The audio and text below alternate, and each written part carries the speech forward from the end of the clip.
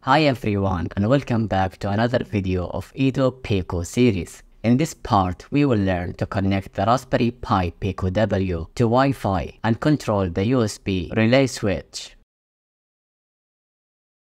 IoT stands for the Internet of Things. Imagine if everyday objects could connect to the internet and communicate with each other.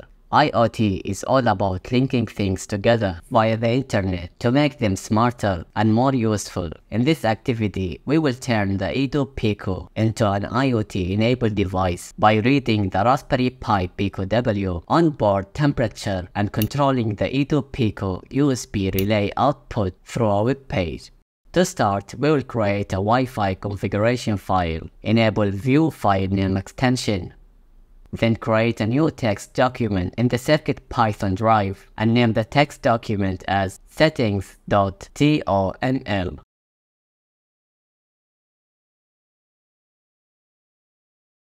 Type the text shown here and enter your Wi-Fi ID and password, and then save the file.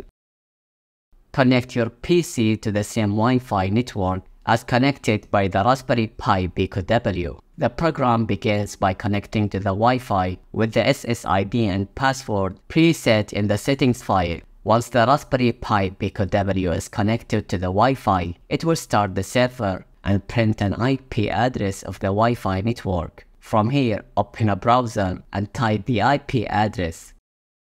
Clicking these buttons will send a signal to either turn on or off the USB relay. Messages like light on and light off will be printed on the shell console when the buttons are clicked.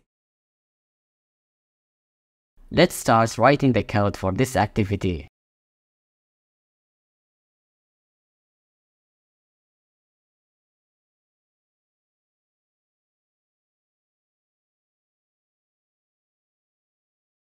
Line 2. The microcontroller library provides access to the Raspberry Pi Pico W onboard features. It provides the temperature data from the microcontroller's CPU.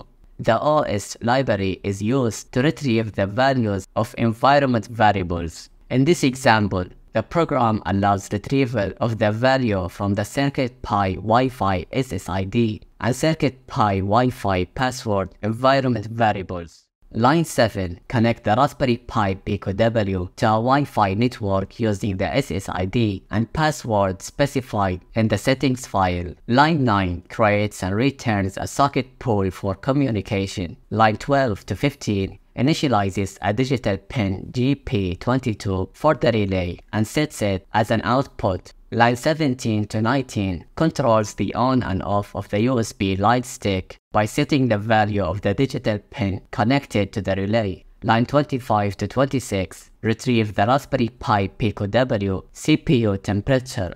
Line 28 to 49, this function generates an HTML web page that displays the Raspberry Pi Pico W CPU temperature and on-off buttons to control the USB relay.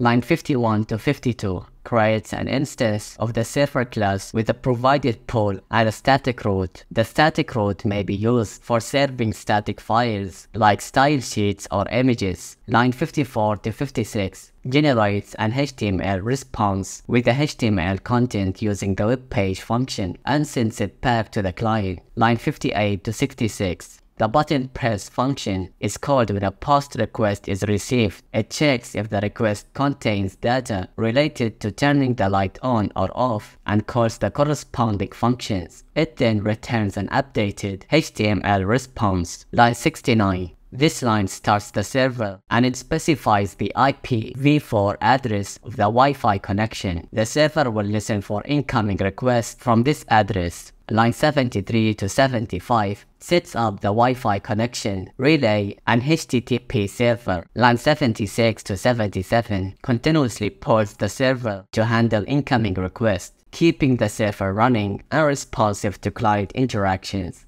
Well done completing the bonus number 1 of chapter 8. In the next video, we will learn basic data logging. Thanks for watching and I will see you in the next video.